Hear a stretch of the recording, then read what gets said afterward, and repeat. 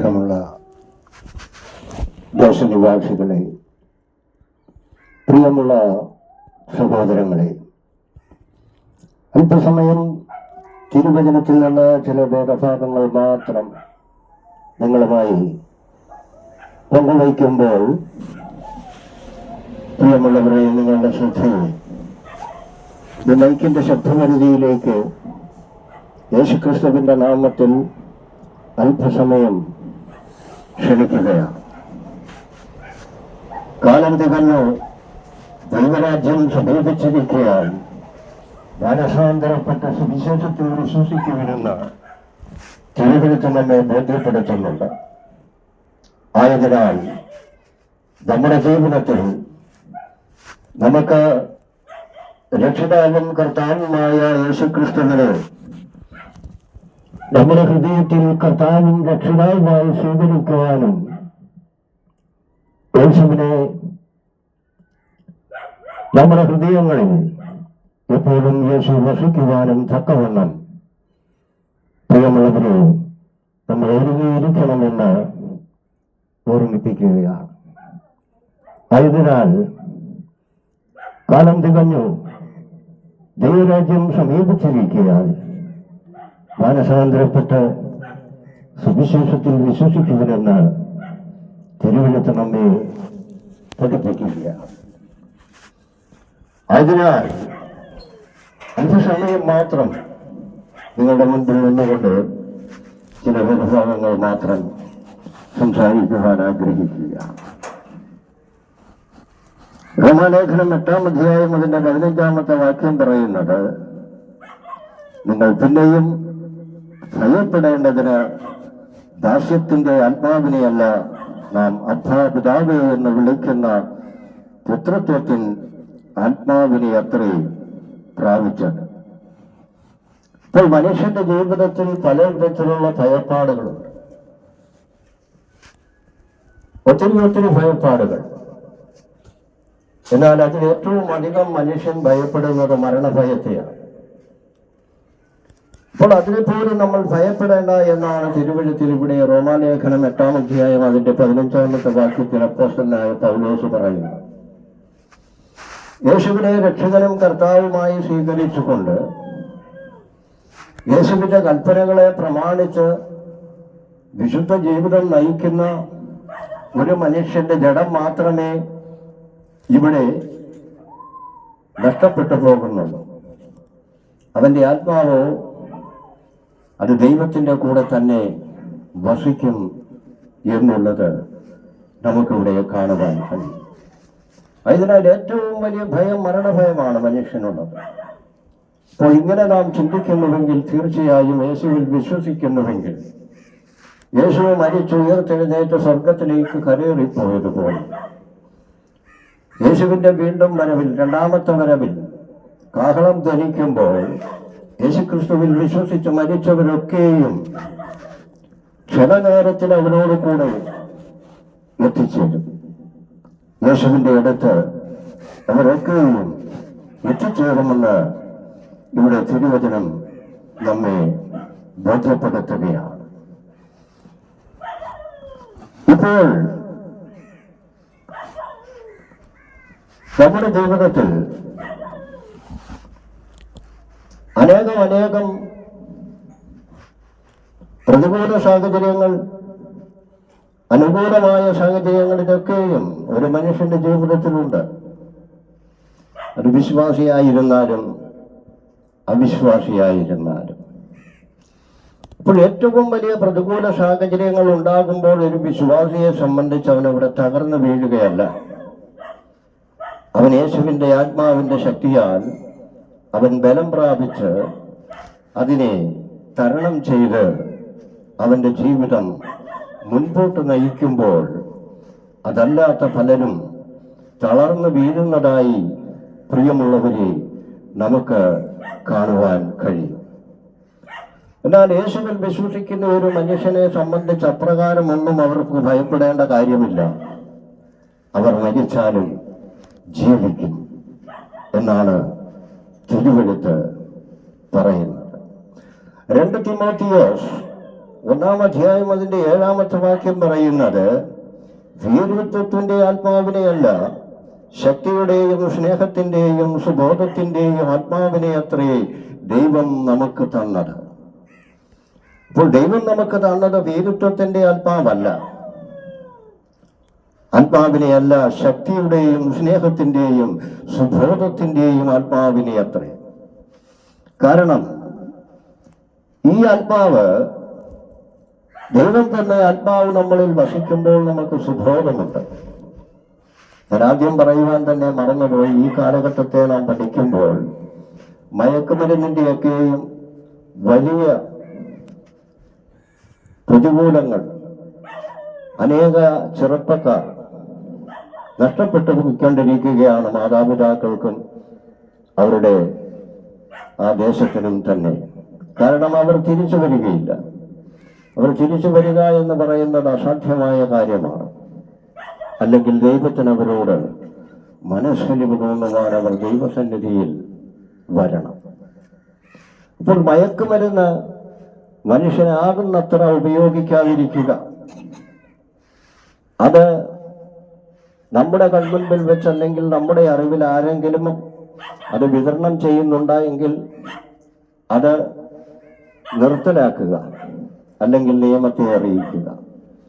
അതൊക്കെ നമ്മുടെ സമൂഹത്തെ നാം ഒരു ഊർജ്ജസ്വലമായ ഒരവസ്ഥയിലേക്ക് കൊണ്ടുവരുവാനുള്ള സാധ്യതകളാണ്. അതൊക്കെ ചെയ്യേണ്ടതുമാണ്. ആയതിനാൽ ആരും മയക്കുമരുന്ന് ഉപയോഗിക്കുന്നവരെ പ്രോത്സാഹിപ്പിക്കുകയോ ചെയ്യരുത് എന്നുള്ളതും ഈ അവസരത്തിൽ പറയട്ടെ. അപ്പോൾ ഞാൻ പറയുവാൻ കാരണം, ഭീരുത്വത്തിന്റെ ആത്മാവ്, സുബോധത്തിന്റെ ആത്മാവ്. അപ്പോൾ സുബോധം നഷ്ടപ്പെട്ടു പോയ ഒരു മനുഷ്യന്റെ അവസ്ഥ വളരെ ശോചനീയമാണ്.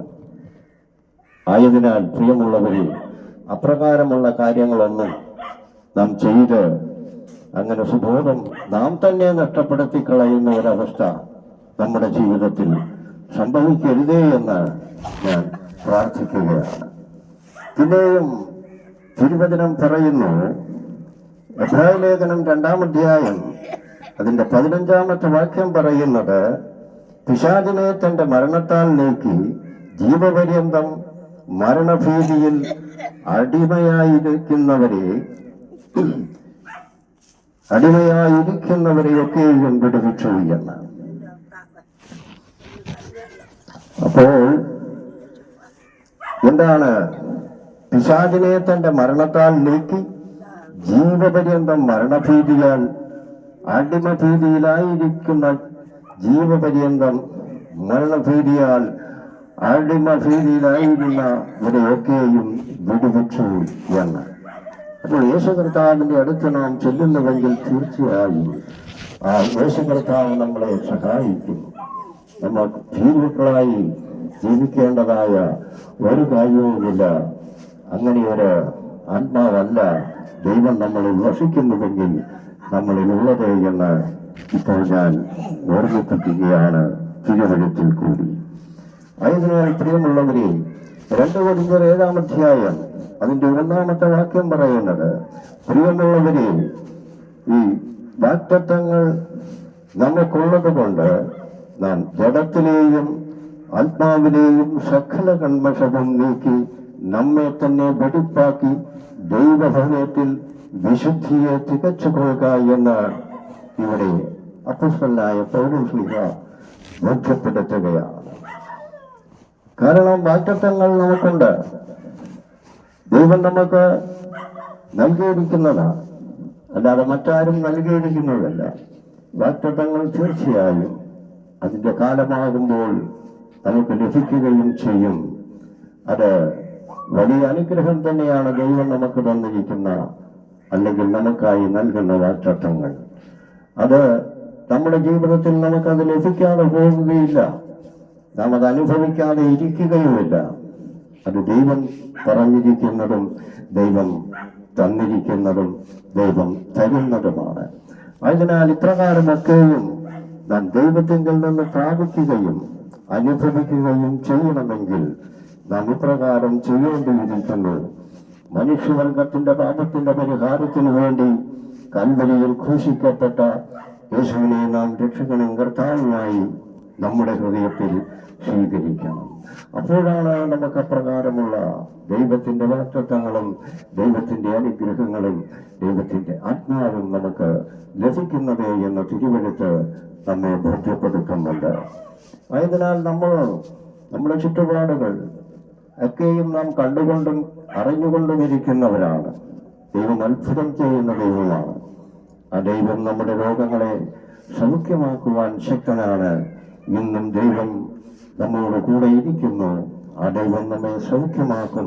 നമ്മുടെ ജീവിതത്തിലുള്ള എല്ലാ പ്രശ്നങ്ങൾക്ക്, എല്ലാ പ്രതികൂലങ്ങളെയും നമുക്ക് അനുകൂലമാക്കി തീർക്കുവാനും നമുക്ക് അതിനെയൊക്കെയും ജയിക്കുവാനുമുള്ള ഒരു കഴിവ് ദൈവം നമുക്ക് തരും. അത് ദൈവത്തിന്റെ ആത്മാവിന്റെ ശക്തി തന്നെയാണ് എന്ന് നാം തിരിച്ചറിഞ്ഞിരിക്കേണ്ടവരാണ് എന്ന് പറയുകയാണ്. എഫേസ്യർക്കെഴുതിയ ലേഖനം 5-ാം അധ്യായം അതിന്റെ 21-ാമത്തെ വാക്യം പറയുന്നത്, ക്രിസ്തുവിന്റെ ഭയത്തിൽ അന്യോന്യം കീഴ്പ്പെട്ടിരിക്കും എന്ന്. നമുക്ക് ദൈവത്തിൽ ഭയമുണ്ടാകണം. ദൈവത്തിൽ ഭയമുണ്ടാകുമ്പോൾ നമ്മളിൽ സ്നേഹമുണ്ടാകും. അപ്പോഴാണ് നാം അന്യോന്യം കീഴ്പ്പെട്ടിരിക്കുന്നത്. ആർക്ക്? ദൈവത്തിനും ദൈവത്തിന്റെ ദാസന്മാർക്കും നാം കീഴ്പ്പെട്ടിരിക്കുന്നതെങ്കിൽ തീർച്ചയായും നമുക്കത് വലിയ അനുഗ്രഹം തന്നെയായി തീരും. നമ്മുടെ ജീവിതത്തിൽ അത് വലിയ പുരോഗതിയിലേക്ക് യേശുക്രിസ്തുവിനുള്ള വിശ്വാസം നമ്മെ എത്തിക്കും. ആയതിനാൽ നമ്മുടെ ഹൃദയങ്ങളിൽ യേശു വസിക്കട്ടെ എന്ന പ്രാർത്ഥനയോടും ഈ ദേശനിവാസികളുടെ എല്ലാവരുടെയും എല്ലാ വിഷയത്തിന്മേലും കർത്താവായ യേശുക്രിസ്തു ധാരാളമായി പ്രവർത്തിക്കട്ടെ എന്ന പ്രാർത്ഥനയോടും യേശുവിൻ്റെ സമാധാനവും സന്തോഷവും സ്നേഹവും നിങ്ങളുടെ ഹൃദയങ്ങളിലും നിങ്ങളുടെ ഭവനങ്ങളിലും എപ്പോഴും ഇരിക്കട്ടെ എന്ന് പ്രാർത്ഥിച്ചുകൊണ്ട് ഞാൻ എൻ്റെ വാക്കുകൾ ഇപ്പോഴിവിടെ അവസാനിപ്പിക്കുന്നു. കർത്താവ് ധാരാളമായി അനുഗ്രഹിക്കട്ടെ.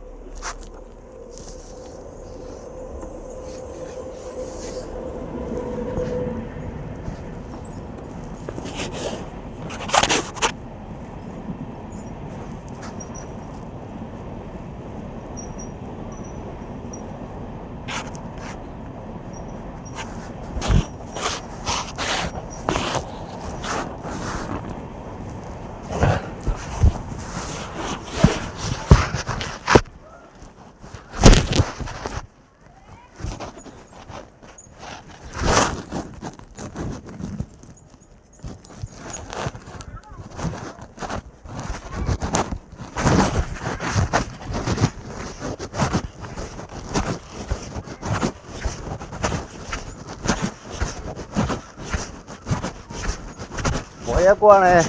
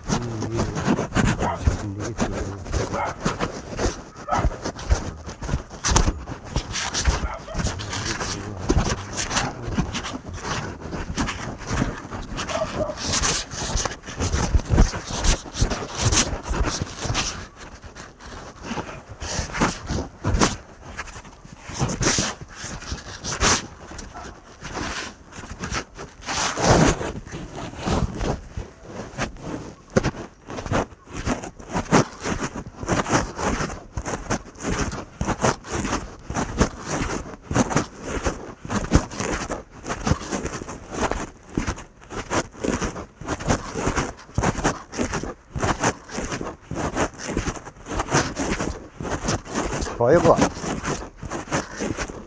പോവാ.